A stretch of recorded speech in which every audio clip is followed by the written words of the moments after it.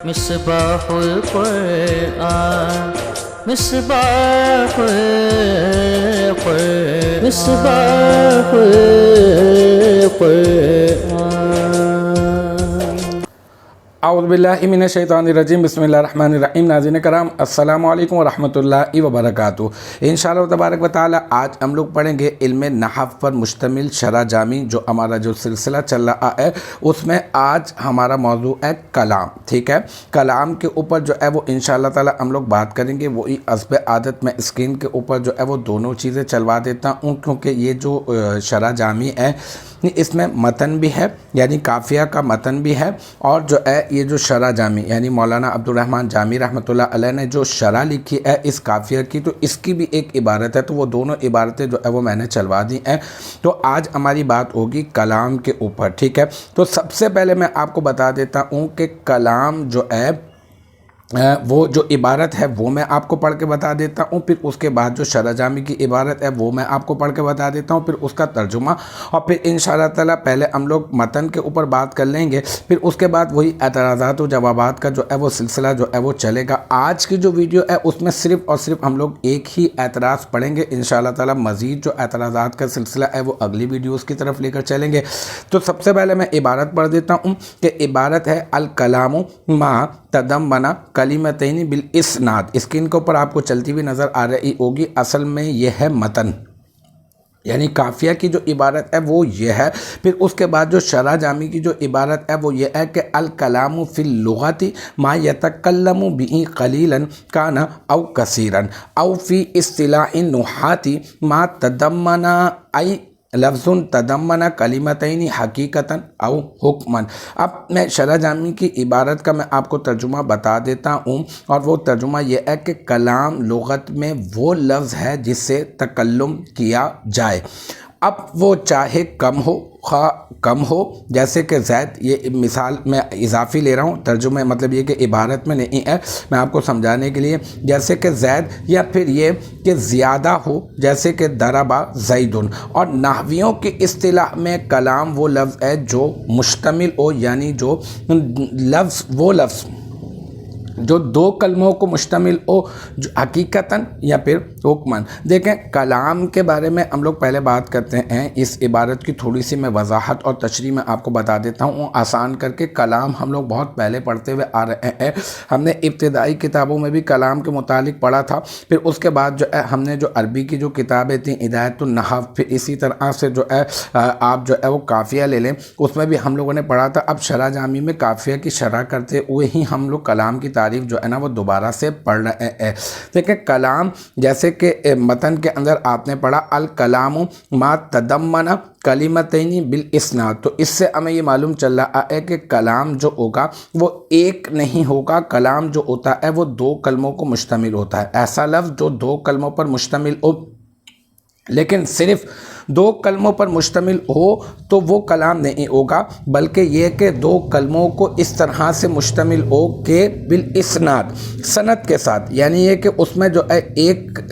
جو ہے وہ مسند الیہ بن رہا ہو اور ایک جو ہے وہ مسند بن رہا ہو، تو کلام کے لیے مسند اور مسند الیہ کا ہونا جو ہے وہ ضروری ہے۔ ابتدائی کتابوں کے اندر ہم نے پڑھا تھا کہ لفظ ہوتا ہے، لفظ کا لغوی معنی پھینکنا ہوتا ہے، اصطلاحی معنی ما یتلفظ بہ الانسان، پھر اس کے بعد لفظ کی دو قسمیں ہوتی ہیں، ایک بامعنی اور ایک بے معنی۔ اچھا، بامعنی جو ہوتا ہے اس کو ہم لوگ مستعمل کہتے ہیں، جیسے کہ روٹی ہے نا، اور بے معنی جو ہوتا ہے جیسے کہ ووٹی ہے نا، اس کو ہم لوگ بے معنی کہتے ہیں، یہ محمل، اس کو محمل، اس کا نام ہے محمل۔ تو لفظ کی دو قسمیں ہوتی ہیں، محمل اور مستعمل۔ پھر مستعمل کی تین قسمیں ہم نے پڑھی تھیں، ایک مفرد،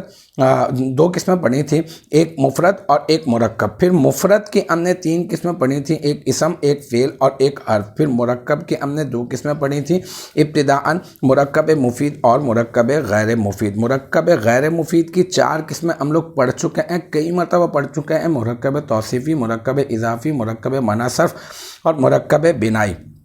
اور مرکب مفید کی جو ہے وہ ہم نے دو قسمیں پڑھی تھیں، ایک تو جملہ اسمیہ خبریہ اور ایک جملہ خبریہ اور ایک جملہ انشائیہ، ٹھیک ہے نا۔ تو یہاں سے ہم لوگ جملے کی بات کرتے ہیں تو یاد رکھ لیں کہ کلام جو ہوتا ہے، کلام کا ایک دوسرا نام مرکب مفید بھی ہے، یعنی یہ جو مرکب مفید ہوتا ہے وہی کلام ہوتا ہے۔ مرکب مفید کا ایک اور نام جملہ بھی ہے، مرکب مفید کا ایک اور نام مرکب تام بھی ہے، ٹھیک ہے نا۔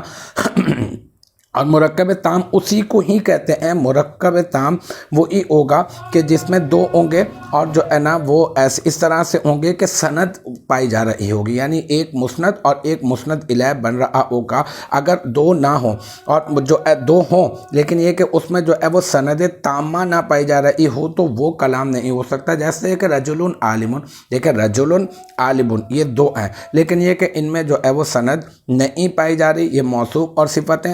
مطلب نسبت تو ہے لیکن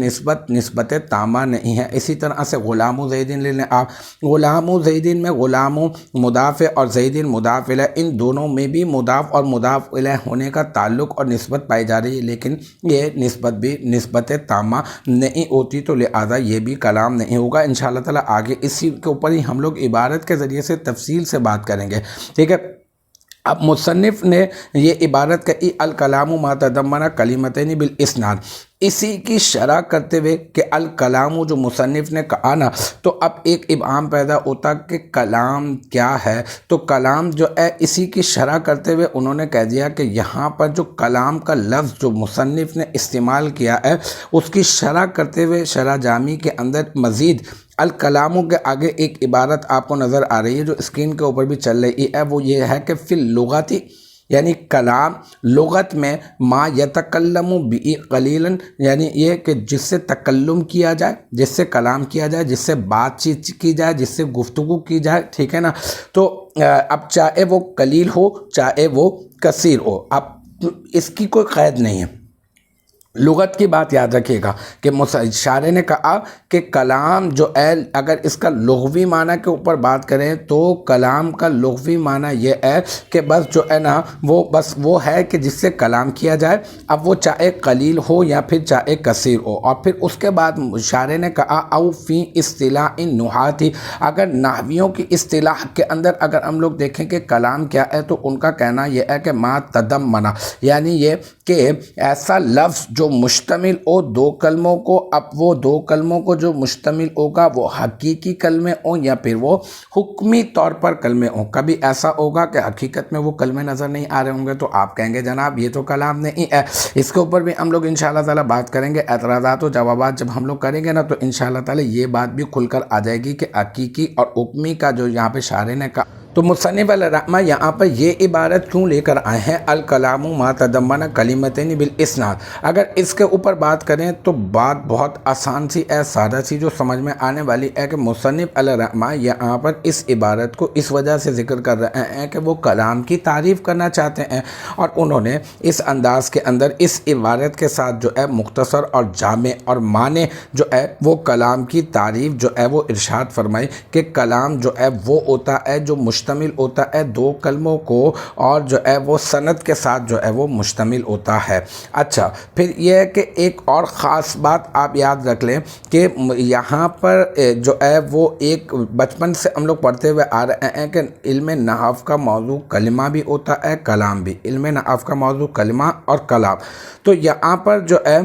علم نحو کا موضوع اول جو ہے وہ کلمہ ہے اور علم نحو کا موضوع ثانی جو ہے وہ کیا ہے کلام ہے۔ تو یہاں پر یہ جو الکلام ما تضمن کلمتین بالاسناد ہے، یہ علم نحو کا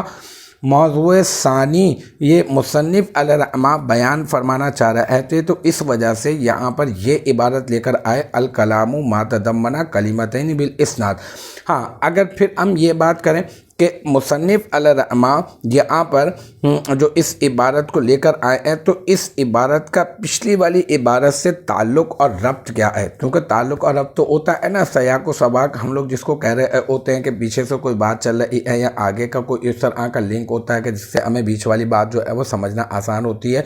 تو یہاں پر اگر ہم یہ بات کریں کہ مصنف علیہ الرحمہ یہاں پر اس عبارت کو جو لے کر آئے ہیں تو اس کا پیچھے سے کیا تعلق ہے، تو یاد رکھ لیں کہ پیچھے اگر ہم لوگ چلے جائیں تو مصنف علیہ الرحمہ نے پہلے کلمے کی تعریف کی، یاد ہوگا آپ کو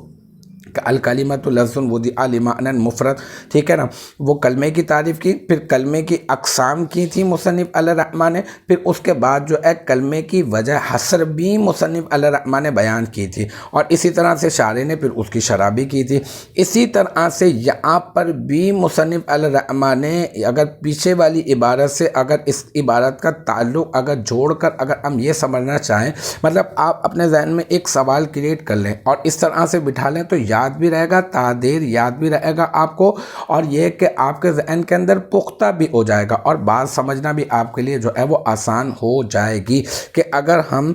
مطلب یہ سوال یہ کریٹ کر لیں آپ کہ مصنف علیہ الرحمہ کا یہاں پر اس عبارت کو جو ذکر کیا ہے، اس عبارت کا پچھلی والی عبارت سے کیا تعلق ہے، تو پچھلی والی عبارت سے آسان سا جواب کہ پچھلی والی عبارت سے مصنف علیہ الرحمہ کا جو ہے اس عبارت کو ذکر کر کے تعلق یہ ہے جوڑنا کہ اصل میں پہلے کلمے کی تعریف کی، پھر کلمے کی اقسام کی، اور پھر کلمے کی وجہ اثر بیان کی، تو یہاں پر بھی مصنف علیہ الرحمہ ایسے ہی کریں گے۔ آج کی جو ہماری ویڈیو ہے اس کے اوپر ہم لوگ کلام کی تعریف کے اوپر بات کر رہے ہیں، اس عبارت کے اوپر پھر اعتراضات و جوابات پڑھیں گے، لیکن ہم آگے چلیں گے تو دیکھیں گے کہ مصنف علیہ الرحمہ نے کلام کی تعریف کے بعد کلام کی اقسام اور پھر کلام کی اقسام کے بعد کلام کی وجہ حسر کو بھی ذکر کیا ہے۔ تو پچھلے والی عبارت سے تعلق کیا ہے یہ پتہ چل گیا، اور مصنف علیہ الرحمہ یہاں پر کلام یہ عبارت کیوں لے کر آئے ہیں، الحمدللہ یہ والی بات بھی ہم نے جان لی ہے۔ اب آگے چلتے ہیں، اعتراضات و جوابات کا سلسلہ جو ہے وہ شروع کرتے ہیں۔ عبارت آپ کی سمجھ میں آ گئی، ٹھیک ہے، مصنف علیہ الرحمہ متن کیا ہے اور شارح کی جو عبارت ہے وہ دونوں میں نے جو ہے وہ آسان کر کے میں نے آپ کو سمجھا دی ہے۔ اب پہلا اعتراض مصنف علیہ الرحمہ کی عبارت کے اوپر ہم لوگ کر رہے ہیں۔ عبارت کو ذہن میں تازہ کر لیں۔ مصنف علیہ الرحمہ نے کہا الکلام ما تضمن کلمتین بالاسناد، ٹھیک ہے نا جناب، یہ مصنف علیہ الرحمہ کی عبارت ہے۔ مصنف علیہ الرحمہ نے اس عبارت میں جو ہے وہ کلام کی تعریف کو ذکر کیا ہے۔ اب ایک اعتراض جو ہے مصنف علیہ الرحمہ کی اس عبارت کے اوپر کیا گیا کہ مصنف علیہ الرحمہ نے الکلام کہا، کیا کہا؟ الکلام۔ مصنف علیہ الرحمہ نے الکلام کہا، والکلام کیوں نہیں کہا، واو کو کیوں نہیں جوڑا، ہے نا؟ اگر مصنف علیہ الرحمہ والکلام جوڑ دیتے تو یہ اچھا تھا، مطلب یہ کہ ایسا کر دیتے نا کہ مصنف علیہ الرحمہ اگر اس طرح سے کر دیتے کہ الکلام کی جگہ پر والکلام کہہ دیتے تو یہ اچھا ہوتا، کیونکہ الکلمات کو وہ پھر اس طرح سے معطوف علیہ بنا دیتے، واو حرف عطف ہو جاتا، اور الکلام جو ہے نا یہ بن جاتا معطوف، ٹھیک ہے نا؟ تو اس طرح سے معطوف علیہ بنا کر واو کو جو ہے بیچ میں حرف عطف بنا کر اس کا تعلق پیچھے سے معطوف علیہ کا جوڑ دیتے۔ تو مصنف علیہ الرحمہ نے ایسا کیوں نہیں کیا، یعنی الکلام کی جگہ پر والکلام کیوں نہیں کیا، جبکہ میں آپ کو بتا چکا یہ اعتراض جو ہے وہ ذہن کے اندر آنے کی وجہ بھی یہی بنی کہ جیسے کہ میں آپ کو بتا چکا کہ علم نحو کا موضوع ثانی جو ہے وہ ہے کلام،